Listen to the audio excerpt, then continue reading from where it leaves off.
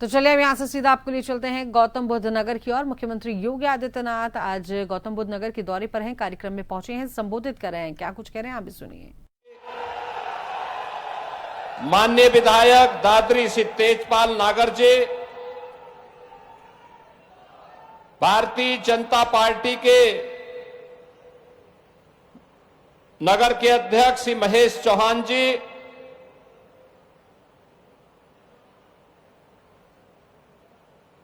Executive chairman अंबर group Shri Jasvir Singh ji, managing director Shri Daljit Singh ji, CEO Korea circuit mister यांग हो चो आज के इस कार्यक्रम में उपस्थित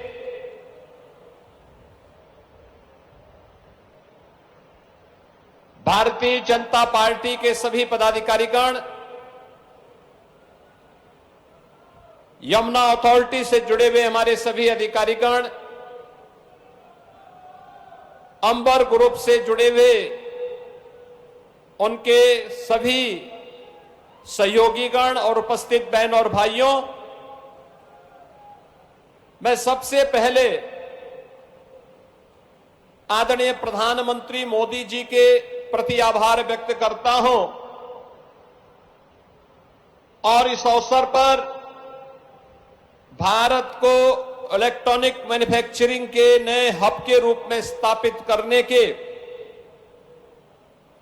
आदरणीय प्रधानमंत्री जी के विजन को प्रभावी ढंग से जमीनी धरातल पर उतारने के लिए जो एक अभिनव और आक्रामक प्रयास माननीय श्री अश्वनी वैष्णव जी के नेतृत्व में प्रारंभ हुआ है। इस अवसर पर मैं माननीय अश्वनी वैष्णव जी का और इस प्रकार के बड़े प्रोजेक्ट को किसी भी प्रकार की बाधा से मुक्त करने के लिए, पर्यावरण की सहमति प्रदान करने के लिए केंद्रीय पर्यावरण, वन और जलवायु परिवर्तन मंत्री माननीय भूपेंद्र यादव जी का मैं उत्तर प्रदेश की धरती पर हृदय से स्वागत करता हूं, अभिनंदन करता हूं। बहन और भाइयों, पिछले दिनों उत्तर भारत की पहली सेमीकंडक्टर की यूनिट की शिलान्यास कार्यक्रम पे भी माननीय अश्वनी वैष्णव जी का सानिध्य इस क्षेत्र के लोगों को और उत्तर प्रदेश के नागरिकों को प्राप्त हुआ था। सेमीकंडक्टर यानी यह आज की दुनिया की सबसे बड़ी ताकत है और उस ताकत का केंद्र बिंदु या क्षेत्र बने और आज इलेक्ट्रॉनिक कंपोनेंट के नए हब के रूप में इस क्षेत्र को स्थापित करने के लिए हमारे दोनों मंत्रियों ने जो रुचि ली वो अद्भुत था। यानी अन्य लोगों के लिए अकल्पनीय है कि जो चीज दुनिया से हम आयात करते हैं वह हमारे यहां बने और उसको हम दुनिया को निर्यात करें। भारत को इलेक्ट्रॉनिक कंपोनेंट के हब के रूप में स्थापित करना है और स्वयं आज यहां पर आए हैं। हम सबको आह्लादित कर रहा है क्षण। मैं सचमुच इसी आक्रामक रणनीति और प्रेरणादायी नेतृत्व के नाते ही आज कभी उत्तर प्रदेश का जंगल राज कहा जाने वाला जेवर आज मंगल राज के रूप में बदल गया है। अभी मैं जेवर एयरपोर्ट में लैंड किया था। कितनी शानदार एयरपोर्ट की सौगात प्रधानमंत्री जी के कर कमलों से मिली है और अब उसने कॉमर्शियल फ्लाइट शुरू कर दी है। अनेक यहां पे निवेश के प्रस्ताव आ रहे हैं। आज का ही जो निवेश का जो शिलान्यास हो रहा है वह 6,785 करोड़ रुपए का है। आप सोचो, यहां पे अंबर ग्रुप के साथ कोरिया सर्किट, इसमें उनके साथ मिलकर के एक ज्वाइंट वेंचर बना करके इनके द्वारा ये निवेश यहां पे किया जा रहा है। कोरिया के साथ उत्तर प्रदेश का बहुत पुराना संबंध है। कोरिया के इतिहास में यह मान्यता है कि उनकी रानी क्वीन हो अयोध्या की राजकुमारी रत्ना थी और जो जल मार्ग से कोरिया पहुंची थी। हम लोगों ने कोरिया के फर्स्ट लेडी के उत्तर प्रदेश आगमन के अवसर पर एक पार्क भी वहां पर क्वीन हो की स्मृति में बनाया है अयोध्या में। वहां के एम्बेसडर स्वयं अयोध्या पधारे थे और आज भी उस स्मृति को स्मरण करते हुए वे भावुक भी होते हैं और भारत के साथ एक आत्मीय संबंध भी जोड़ते हैं। कैसे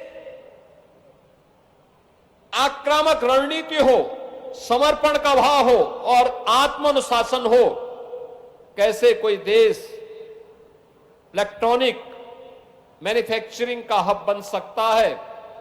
कोरिया उसका उदाहरण अतीत में बन चुका है और आज ये हमारा सौभाग्य है कि आदरणीय प्रधानमंत्री श्री नरेंद्र मोदी जी का यशस्वी और विजनरी लीडरशिप हम सबको प्राप्त हो रहा है। उनके दूरदर्शी नेतृत्व में ही आज देश के अंदर तेजी के साथ विकसित हो रही भारत की अर्थव्यवस्था एक नए प्रतिमान को स्थापित कर रही है और यह क्षेत्र जो उत्तर प्रदेश जिसके सामने कभी पहचान का संकट था, वह उत्तर प्रदेश अब पहचान के लिए मोहताज नहीं है। कानून व्यवस्था की बेहतर स्थिति, सेक्टोरल पॉलिसी 36 सेक्टोरल पॉलिसीज के साथ उत्तर प्रदेश आज 75,000 एकड़ के व्यापक लैंड बैंक के साथ देश और दुनिया के निवेशकों को अपने यहां आमंत्रित कर रही है। हर सेक्टर की एक पॉलिसी है, हर निवेशक उस पॉलिसी के दायरे में आकर के निवेश कर सकता है। सरकार उन्हें समय पर उनका इंसेंटिव भी देती है, सिंगल विंडो का प्लेटफॉर्म भी उपलब्ध करवाती है। कोई मानवीय हस्तक्षेप के बगैर कोई भी निवेशक आकर के अपना निवेश करके विकास की गति को कई गुना आगे बढ़ाने में अपना योगदान दे सकता है। परिणाम है हमारे यहां के नौजवानों को रोजगार भी मिल रहा है। 6,745 करोड़ रुपए का यह निवेश यहां पे नए एम्प्लॉयमेंट को जनरेट करेगा, तमाम अन्य एंकर यूनिट को यहां पे स्थापित करने में योगदान देगा। और उत्तर प्रदेश तो पहले ही एमएसएमई का हुआ है।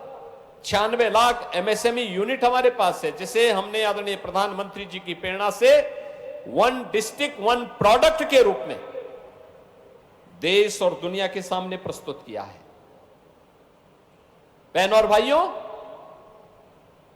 आज प्रधानमंत्री मोदी जी का ही वह विजन है जिसके कारण उत्तर प्रदेश अब मोबाइल मैन्युफैक्चरिंग का हब भी बना है। यानी देश के अंदर जो भी मोबाइल फोन बन रहे हैं उनमें 55% आपके इसी ग्रेटर नोएडा और उत्तर प्रदेश के अंदर बन रहे हैं। और इलेक्ट्रॉनिक कंपोनेंट के भी अब तक जो भी बन रहे हैं उनमें 55 से 60% यहीं पे बन रहे हैं। और मेरा मानना है कि अंबर ग्रुप के साथ कोरिया सर्किट का यह निवेश इलेक्ट्रॉनिक मैन्युफैक्चरिंग की दिशा में एक नया क्रांतिकारी कदम होगा। ये निश्चित ही उत्तर प्रदेश के माध्यम से भारत की उस उड़ान को जो प्रधानमंत्री मोदी जी का विजन है 2047 में भारत को विकसित भारत के साथ खुशहाल भारत बनाना है, आत्मनिर्भर भारत बनाना है। उस आत्मनिर्भर भारत की संकल्पना को पूरा करने के लिए इसकी शुरुआत हमारे प्रदेश से, हमारे जनपद से, हमारे नगर से, हमारे गांव से शुरू होती है, हर नागरिक से शुरू होती है। और इसीलिए तो प्रधानमंत्री जी ने कहा कि नागरिक कर्तव्य महत्वपूर्ण होता है। उस नागरिक कर्तव्य का दायित्व निर्वहन करते हुए हर व्यक्ति अपने अपने क्षेत्र में काम करे, कोई दिक्कत नहीं, निश्चित ही वह विजन पूरा होगा। और मेरा मानना है कि इस प्रकार के निवेश उत्तर प्रदेश को एक नई पहचान भी दिलाते हैं। इस प्रकार के निवेश यूथ को अधिक से अधिक एम्प्लॉयमेंट भी देते हैं, नए स्टार्टअप को स्थापित होने के लिए प्लेटफॉर्म उपलब्ध करवाते हैं और हमारी निर्यात की शक्ति को भी और मजबूत करते हैं, आत्मनिर्भर भारत की संकल्पना को पूरा करते हैं। उसी संकल्पना के साथ आज हम सब यहां पर आए हैं। मैं इस अवसर पर अंबर ग्रुप को, कोरिया सर्किट को इस निवेश के लिए, उत्तर प्रदेश को चुनने के लिए हृदय से धन्यवाद देता हूं। केंद्रीय मंत्री माननीय अश्विनी वैष्णव जी को हृदय से अभिनंदन करता हूं कि उन्होंने और माननीय भूपेन्द्र जी ने पूरी तत्परता के साथ इस निवेश को आगे बढ़ाने में अपना योगदान दिया। और मैं मानता हूं यूपी के से संबंधित जब भी कोई मामले हमारे जाते हैं, हमें कभी टेलीफोन करने की नौबत नहीं आती, तत्काल वहां पे जाने के साथ ही कार्य भी होता और वहां से हमें सूचना भी मिलती है कि आपके यहां ये फाइल आई थी, हम लोगों ने उसको फाइनल करके भेज दिया है, तत्काल आप इस पर आगे बढ़िए। बहनों और भाइयों, ये बहुत कम देखने को मिलता है। जब अपनत्व का भाव हो, देश के प्रति एक जज्बा हो, तब ये चीजें देखने को मिलती हैं। और मैं धन्यवाद दूंगा कि यहां पर